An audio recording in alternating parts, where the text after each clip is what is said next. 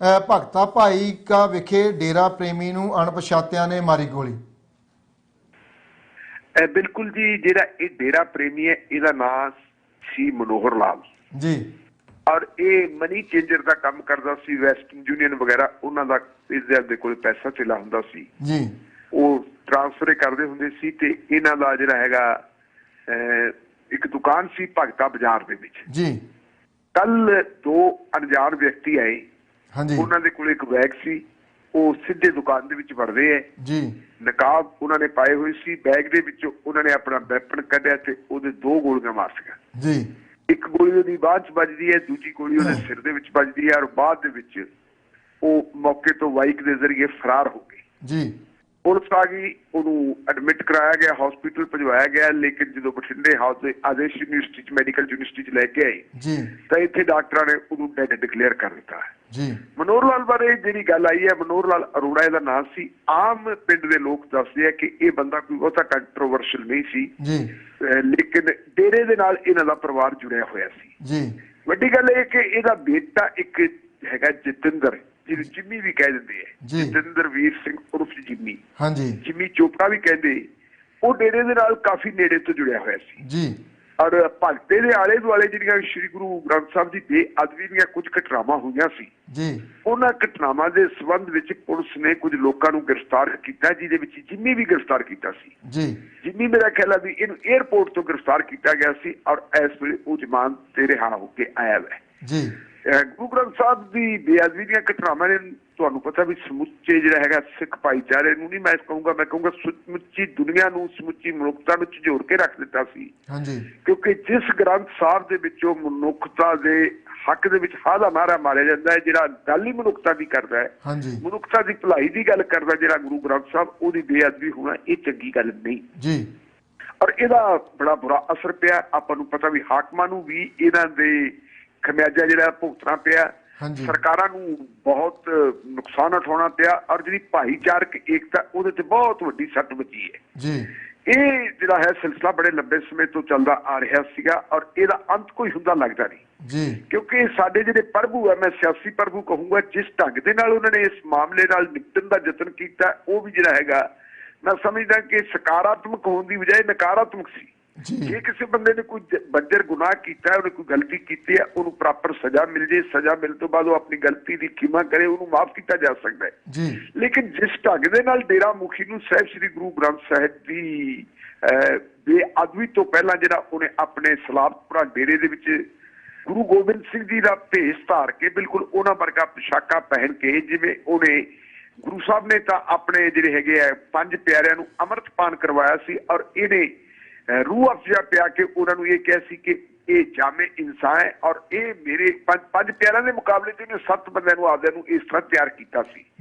ਉਹਦੇ ਤੋਂ ਲੱਗਦਾ ਇਹ ਸੀਗਾ ਜਿਹੜਾ ਪ੍ਰਭਾਵ ਗਿਆ ਸਾਰੇ ਪਾਸੇ ਕਿ ਇਹਨੇ ਅਸਲ ਦੇ ਵਿੱਚ ਗੁਰੂ ਸਾਹਿਬ ਦੀ ਬਰਾਬਰੀ ਕਰਨ ਦਾ ਯਤਨ ਕੀਤਾ। ਇਹ ਗੱਲ ਕਦੇ ਵੀ ਸਿੱਖ ਪੰਥ ਪ੍ਰਵਾਨ ਨਹੀਂ ਕਰਦਾ ਔਰ ਨਤੀਜਾ ਫਿਰ ਅਸੀਂ ਜਾਣਦੇ ਹਾਂ ਵੀ ਕਿਵੇਂ 2007 ਤੋਂ ਇਹ ਮਾਮਲਾ ਸ਼ੁਰੂ ਹੋਇਆ ਤੇ ਹੁਣ ਤੱਕ ਤੁਰਿਆ ਆਉਂਦਾ ਹੈ। ਉਹਦੇ ਖਿਲਾਫ ਕੇਸ ਵੀ ਰਜਿਸਟਰ ਹੋਇਆ ਗਿਆ, ਲੇਕਿਨ ਇਹ ਗੱਲ ਵੀ ਸਾਨੂੰ ਜਿਹੜੀ ਹੈਗੀ ਹੈ ਚੁਭਦੀ ਹੈ, ਰੜਕਦੀ ਹੈ ਕਿ 2012 ਦੀਆਂ ਇਲੈਕਸ਼ਨਾਂ ਤੋਂ ਐਨ ਪਹਿਲਾਂ, ਜਦੋਂ ਉਹ ਇਲੈਕਸ਼ਨਾਂ ਆ ਗਈਆਂ ਸੀ, ਉਹਨਾਂ ਤੋਂ ਐਨ ਪਹਿਲਾਂ ਡੇਰੇ ਦੀਆਂ ਵੋਟਾਂ ਲੈਣ ਵਾਸਤੇ ਜਿਹੜਾ ਮੁਕੱਦਮਾ ਦਰਜ ਕੀਤਾ ਗਿਆ ਸੀ ਔਰ ਉਸ ਮੁਕੱਦਮੇ ਨੂੰ ਰੱਦ ਕਰਵਾਉਣ ਵਾਸਤੇ ਡੇਰਾ ਮੁਖੀ ਹਾਈ ਕੋਰਟ 'ਚ ਗਿਆ ਸੀ। ਮੇਰੇ ਯਾਦ ਆ ਚੰਗੀ ਤਰ੍ਹਾਂ, ਮੇਰੇ ਕੋਲ ਅੱਜ ਵੀ ਉਹ ਡਾਕੂਮੈਂਟਸ ਪਏ ਹੈ। ਉਸ ਵੇਲੇ ਜਦੋਂ ਹਾਈ ਕੋਰਟ ਨੇ ਪੰਜਾਬ ਸਰਕਾਰ ਨੂੰ ਨੋਟਿਸ ਭੇਜਿਆ ਸੀ ਕਿ ਇਹ ਦੱਸੋ ਇਹਨੂੰ ਜ਼ਮਾਨਤ, ਇਹਦੀ ਜਿਹੜੀ ਹੈ FIR ਖਾਰਜ ਕੀਤੀ ਜਾਵੇ ਜਾਂ ਨਾ ਕੀਤੀ ਜਾਵੇ, ਕਿਉਂਕਿ ਡੇਰਾ ਮੁਖੀ ਨੇ ਇਹ ਪਲੀ ਲਈ ਸੀਗੀ ਕਿ ਮੇਰੇ ਖਿਲਾਫ ਜਿਹੜੇ ਪੁਖਤਾ ਸਬੂਤ ਹੈ ਜੀ, ਖਾਮਖਾ ਮੈਨੂੰ ਪੁਲਿਸ ਲੱਗ ਰਹੀ ਹੈ, ਤੰਗ ਕਰ ਰਹੀ ਹੈ। ਉਸ ਵੇਲੇ ਬਠਿੰਡਾ ਜ਼ਿਲ੍ਹੇ ਦੇ SSP ਹੁੰਦੇ ਸੀ ਸਰਦਾਰ ਨੌ ਨਿਹਾਲ ਸਿੰਘ, ਜਿਹੜੇ ਅੱਜ ਕੱਲ IG ਬਣੇ ਹੋਏ ਆ ਔਰ ਉਹ ਲੁਧਿਆਣਾ ਰੇਂਜ ਦੇ IG ਹੈ। ਉਹਨਾਂ ਨੇ ਪੰਜਾਬ ਤੇ ਹਰਿਆਣਾ ਹਾਈ ਕੋਰਟ ਦੇ ਵਿੱਚ ਇੱਕ ਹਲਫੀਆ ਬਿਆਨ ਪੇਸ਼ ਕੀਤਾ ਸੀ। ਉਸ ਹਲਫੀਆ ਬਿਆਨ ਦੇ ਜ਼ਰੀਏ ਉਹਨਾਂ ਨੇ ਕਿਹਾ ਸੀਗਾ ਕਿ ਸਾਡੇ ਕੋਲੇ ਪੁਖਤਾ ਸਬੂਤ ਹੈ, ਫਾਈਲ ਦੇ ਉੱਤੇ ਪੂਰੀ ਐਵੀਡੈਂਸ ਹੈ, ਇਸ ਜਿਹੜਾ ਹੈਗਾ ਰਾਮ ਰਹੀਮ ਨੇ ਬੱਜਰ ਗੁਨਾਹ ਕੀਤਾ ਹੈ, ਇਹਨੂੰ ਸਜ਼ਾ ਮਿਲਣੀ ਚਾਹੀਦੀ ਹੈ, ਅਸੀਂ ਸਜ਼ਾ ਦਵਾਵਾਂਗੇ, ਇਹ ਕੋਰਟ ਦੇ ਵਿੱਚ ਕੇਸ ਚੱਲਣ ਦੇ ਕਾਬਲ ਹੈ ਔਰ ਇਹਨੂੰ ਜਿਹੜਾ ਰੱਦ ਨਾ ਕੀਤਾ ਜਾਵੇ। ਮਾਨਯੋਗ ਹਾਈ ਕੋਰਟ ਨੇ ਕਹਿ ਦਿੱਤਾ ਸੀ ਮੁਕੱਦਮਾ ਚੱਲਣਾ ਚਾਹੀਦਾ ਹੈ। ਹਾਈ ਕੋਰਟ ਵੱਲੋਂ ਇਹ ਵਰਡਿਕਟ ਆ ਗਿਆ ਕਿ ਮੁਕੱਦਮਾ ਚੱਲਣਾ ਚਾਹੀਦਾ ਹੈ। ਪਰ ਤੁਸੀਂ ਦੇਖੋ, ਜਿੱਥੇ ਮੈਂ ਕਹਿ ਰਿਹਾ ਜੀ ਪੋਲਿਟਿਕਸ ਜਿੱਥੇ ਇਨਵੋਲਵ ਹੁੰਦੀ ਹੈ, 2012 ਦੀਆਂ ਵਿਧਾਨ ਸਭਾ ਦੀਆਂ ਚੋਣਾਂ ਤੋਂ ਐਨ ਪਹਿਲਾਂ ਕੁਝ ਘੰਟੇ ਪਹਿਲਾਂ ਕੁਤਵਾਲੀ ਬਠਿੰਡਾ ਦਾ SHO ਅਦਾਲਤ ਵਿੱਚ ਜਾਂਦਾ ਹੈ। ਹਾਂਜੀ ਉਹ ਅਦਾਲਤ 'ਚ ਇੱਕ ਅਰਜ਼ੀ ਦਾਇਰ ਕਰਦਾ ਹੈ। ਉਹ ਕਹਿੰਦਾ ਜੀ ਸਾਡੇ ਕੋਲੇ ਕੋਈ ਸਬੂਤ ਨਹੀਂ, ਡੇਰਾ ਮੁਖੀ ਦੇ ਖਿਲਾਫ ਜਿਹੜਾ ਇਹ ਮੁਕੱਦਮਾ ਬਣਿਆ, ਇਹ ਮੁਕੱਦਮਾ ਰੱਦ ਕਰ ਦਿੱਤਾ ਜਾਵੇ ਜੀ। ਇੱਥੋਂ ਤੱਕ ਕਿ ਭਾਈ ਰਜਿੰਦਰ ਸਿੰਘ ਜਿਹੜੇ ਉਸ ਵੇਲੇ ਮਿਊਨਿਸਪਲ ਕਮਿਸ਼ਨਰ ਸੀ, ਹੁਣ ਤਾਂ ਚਲੋ ਸਾਡੀ ਕਾਰਪੋਰੇਸ਼ਨ ਟੁੱਟ ਗਈ ਹੈ, ਸਾਬਕਾ ਹੋ ਗਏ ਆ ਉਹ ਜੀ, ਔਰ ਉਹ ਸਿੰਘ ਸਭਾ ਗੁਰੂ ਘਰ ਦਾ ਗੁਰਦੁਆਰਾ ਸਾਹਿਬ ਦਾ ਪ੍ਰਧਾਨ ਸੀ। ਹਾਂਜੀ ਉਹਦੇ ਬਿਆਨ ਦੇ ਆਧਾਰ ਤੇ FIR ਹੋਈ ਸੀ ਡੇਰਾ ਮੁਖੀ ਦੇ ਖਿਲਾਫ। ਜੀ, ਉਹਦਾ ਇੱਕ ਝੂਠਾ ਹਲਫੀਆ ਬਿਆਨ ਤਿਆਰ ਕੀਤਾ ਗਿਆ ਹਾਂਜੀ ਕਿ ਜੀ ਉਹਨੇ ਹਲਫੀਆ ਬਿਆਨ ਦੇ ਦਿੱਤਾ। ਜਦੋਂ ਉਹਨੂੰ ਪਤਾ ਲੱਗਿਆ, ਉਹਨੇ ਆ ਕੇ ਅਦਾਲਤ ਦੇ ਵਿੱਚ ਕੰਟੈਸਟ ਕੀਤਾ ਕਿ ਮੈਂ ਕੋਈ ਹਲਫੀਆ ਬਿਆਨ ਨਹੀਂ ਦਿੱਤਾ। ਜੀ, ਕੁਝ ਸਿੱਖ ਸੰਸਥਾਵਾਂ ਨੇ ਆ ਕੇ ਜਿਹੜੀ ਹੈਗੀ ਐਪਲੀਕੇਸ਼ਨ ਦਿੱਤੀ ਕਿ ਸਰਕਾਰ ਨੂੰ ਕੋਈ ਇਤਰਾਜ਼ ਨਾ ਹੋਵੇ। ਜੀ, ਸਰਕਾਰ ਚਾਹੁੰਦੀ ਹੈ ਕਿ ਮੁਕੱਦਮਾ ਵਾਪਸ ਲੈ ਲਿਆ ਜਾਵੇ, ਲੇਕਿਨ ਸਾਨੂੰ ਇਤਰਾਜ਼ ਹੈ ਕਿਉਂਕਿ ਸਾਡੀਆਂ ਭਾਵਨਾਵਾਂ ਵੀ ਇੰਜਰ ਹੋਈਆਂ। ਉਹ ਮਾਮਲਾ ਬੜਾ ਲੰਬਾ ਚੱਲਦਾ ਰਿਹਾ ਸੀ। ਹਾਂਜੀ ਅਸਲ ਦੇ ਵਿੱਚ ਉੱਥੋਂ ਹੀ ਇਹ ਸਾਰੀ ਵਾਰਦਾਤ ਸ਼ੁਰੂ ਹੋਈ ਸੀ, ਜਿਹਨੇ ਪੰਜਾਬ ਦੇ ਜਿਹੜਾ ਅਮਨ ਕਾਨੂੰਨ ਹੈ ਜਿਹੜਾ ਜਾਂ ਪੰਜਾਬ ਦੀ ਸ਼ਾਂਤੀ ਹੈ, ਇਹਦੇ ਵਿਹੜੇ ਦੇ ਵਿੱਚ ਸੇਹ ਦਾ ਤਕਲਾ ਗੱਡਿਆ ਹੋਇਆ ਜੀ। ਔਰ ਕਿੰਨਾ ਕੁਛ ਹੋਇਆ ਤੁਸੀਂ ਦੇਖੋ ਵੀ ਆਹ ਜਿਹੜੀਆਂ 2017 ਦੀਆਂ ਚੋਣਾਂ ਤੋਂ ਪਹਿਲਾਂ ਮੌੜਾਂ ਦੇ ਵਿੱਚ ਇੱਕ ਬੰਬ ਧਮਾਕਾ ਹੁੰਦਾ ਹੈ, ਛੋਟੇ ਛੋਟੇ ਬੱਚੇ ਬਜ਼ੁਰਗ ਮੰਗਤੇ ਵਿਚਾਰੇ ਮਾਰੇ ਗਏ ਸੀ, ਉਹਨਾਂ ਦਾ ਅੱਜ ਤੱਕ ਕੱਖ ਨਹੀਂ ਬਣਿਆ। ਫਿਰ ਤੁਸੀਂ ਦੇਖੋ ਕਿ ਜਿਹੜੀ ਹੈਗਾ ਗੁਰਦੁਆਰਾ ਸਾਹਿਬ ਜਿਹੜਾ ਬੁਰਜ ਜਵਾਹਰ ਸਿੰਘ ਵਾਲਾ ਹੈ, ਉੱਥੋਂ ਗੁਰੂ ਗ੍ਰੰਥ ਸਾਹਿਬ ਦੀ ਬੀੜ ਚੋਰੀ ਹੁੰਦੀ ਹੈ ਔਰ ਸਿੱਖ ਭਾਈਚਾਰੇ ਨੂੰ ਚੁਣੌਤੀ ਦਿੱਤੀ ਜਾਂਦੀ ਹੈ ਕਿ ਜੇ ਤੁਹਾਡੇ ਸ਼ਕਤੀ ਹੈਗੀ ਹੈ ਤਾਂ ਤੁਸੀਂ ਇਹਨੂੰ ਰਿਹਾ ਕਰਵਾ ਲਓ, ਜੇ ਤੁਹਾਡੇ ਗੁਰੂ 'ਚ ਸ਼ਕਤੀ ਹੋਗੀ ਹੈ ਤਾਂ ਰਿਹਾ ਹੋ ਕੇ ਦੇਖਦੇ, ਨਹੀਂ ਤਾਂ ਤੁਹਾਨੂੰ ਅਸੀਂ 10,000 ਰੁਪਇਆ ਇਨਾਮ ਦੇ ਦਿਆਂਗੇ, ਸਾਡੇ ਫਲਾਣੇ ਡੇਰੇ 'ਚੋਂ ਲੈ ਆਓ। ਉਦੋਂ ਪੰਥਕ ਸਰਕਾਰ ਸੀ ਇੱਥੇ, ਔਰ ਪੰਥਕ ਸਰਕਾਰ ਨੇ ਕੱਖ ਨਹੀਂ ਕੀਤਾ। ਹੁਣ ਉਹਨਾਂ ਬੰਦਿਆਂ ਦੇ ਵਿੱਚੋਂ ਕੁਛ ਨਹੀਂ ਫੜਾਈ ਹੋਈ ਹੈ। ਮਹਿੰਦਰਪਾਲ ਸਿੰਘ ਬਿੱਟੂ ਨਾਂ ਦੇ ਬੰਦੇ ਦਾ ਕਤਲ ਹੋ ਗਿਆ ਸੀ ਜੇਲ੍ਹ ਦੇ ਵਿੱਚ, ਜਿਹਨੇ ਆਪਣਾ ਇਕਵਾਲੀਆ ਬਿਆਨ ਦਿੱਤਾ ਹੈ, ਔਰ 3 ਬੰਦੇ ਹੋਰ ਹੈ ਜਿਹੜੇ ਬੰਦੇ ਹਾਲੇ ਤੱਕ ਜਿਹੜੀ ਪੁਲਿਸ ਦੀ ਗ੍ਰਿਫਤ ਵਿੱਚ ਨਹੀਂ ਆਏ।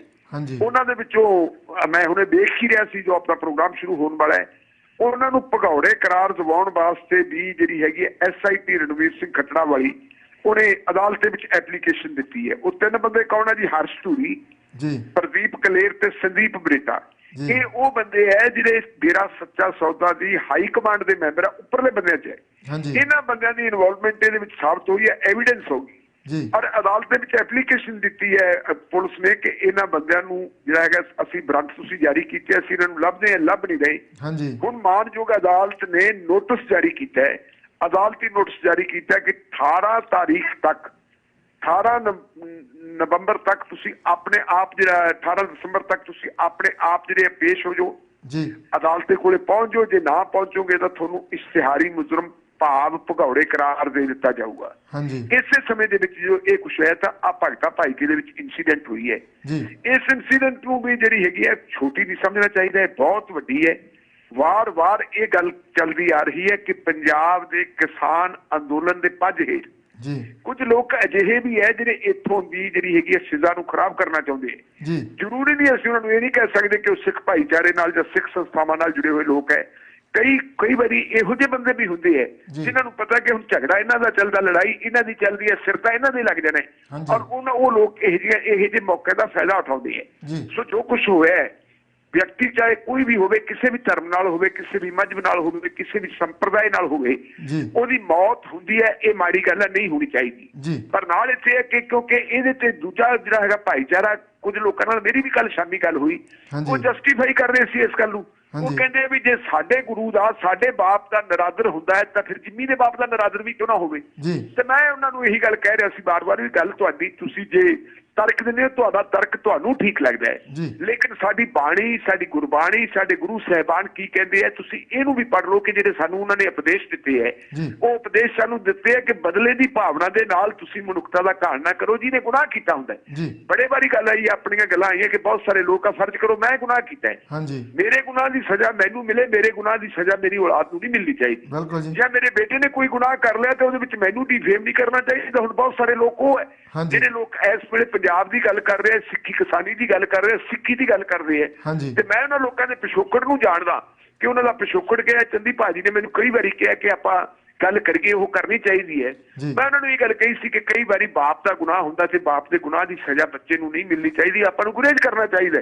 ਅਸੀਂ ਜ਼ਿੰਮੇਵਾਰ ਸ਼ਹਿਰੀ ਹਾਂ। ਸੋ ਜੋ ਕੁਛ ਹੋਇਆ ਜੀ, ਇਹ ਗੱਲ ਨੂੰ ਅਸੀਂ ਜਸਟੀਫਾਈ ਵੀ ਨਹੀਂ ਕਰ ਸਕਦੇ, ਅਸੀਂ ਇਹਦੀ ਵਕਾਲਤ ਵੀ ਨਹੀਂ ਕਰ ਸਕਦੇ, ਲੇਕਿਨ ਇਹਦੇ ਤੋਂ ਇਹ ਲੱਗਦਾ ਕਿ ਪੰਜਾਬ ਦੇ ਹਾਲਾਤ ਜਿਹੜੇ ਆ ਫੇਰ ਜਿਹੜੇ ਆ ਗਲਤ ਪਾਸੇ ਨੂੰ ਜਾਣ ਦੇ ਹਾਲਾਤ ਬਣ ਗਏ ਹੈ। ਔਰ ਇਹਨਾਂ ਨੂੰ ਬਣਾਉਣ ਦੇ ਵਿੱਚ ਮੈਂ ਆਮ ਨਾਗਰਿਕਾਂ ਨੂੰ ਵੀ ਜ਼ਿੰਮੇਵਾਰ ਸਮਝਦਾ। ਇਹਦੇ ਵਿੱਚ ਮੈਂ ਸਮਝਦਾ ਕਿ ਸਰਕਾਰਾਂ ਦਾ ਇਸ 'ਚ ਯੋਗਦਾਨ ਹੈ, ਕਿਉਂਕਿ ਸਰਕਾਰਾਂ ਜਦੋਂ ਮਾਹੌਲ ਇਸ ਕਿਸਮ ਦਾ ਸਿਰਜਦੀਆਂ, ਜਿਵੇਂ ਹੁਣ ਪੰਜਾਬ ਦਾ ਮਾਹੌਲ ਹੈ, ਪੰਜਾਬ ਦੇ ਵਿੱਚ ਅੱਗ ਲੱਗੀ ਪਈ ਹੈ, ਇੰਨੀ ਬੇਰੁਜ਼ਗਾਰੀ ਹੈ, ਇੰਨਾ ਭੁੱਖਮਰੀ ਵਾਲੀ ਹਾਲਤ ਹੋਈ ਪਈ ਹੈ, ਕਿਸਾਨਾਂ ਦਾ ਕਚੂਮਰ ਕੱਢਿਆ ਜਾ ਰਿਹਾ ਹੈ, ਉਹ ਲੋਕ ਸੜਕਾਂ ਤੇ ਆਏ ਬੈਠੇ ਆਪਣੇ ਬਾਲ ਬੱਚਿਆਂ ਨੂੰ ਲੈ ਕੇ, ਜਿਹੜੀ ਉਹ ਬੇਚੈਨੀ ਪੈਦਾ ਹੁੰਦੀ ਹੈ, ਉਸ ਬੇਚੈਨੀ ਦੇ ਵਿੱਚੋਂ ਫਿਰ ਗਲਤ ਜਿਹੜੀਆਂ ਹੈਗੀਆਂ ਸੋਚ ਪੈਦਾ ਹੁੰਦੀ ਹੈ, ਗਲਤ ਸੋਚ ਦੇ ਵਿੱਚੋਂ ਗਲਤ ਫੈਸਲੇ ਨਿਕਲਦੇ ਹੈ, ਔਰ ਉਹ ਗਲਤ ਫੈਸਲੇ ਫਿਰ ਇਹ ਸਮਾਜ ਦੀ ਤਬਾਹੀ ਕਰਵਾਉਂਦੇ ਹੈ। ਜੀ।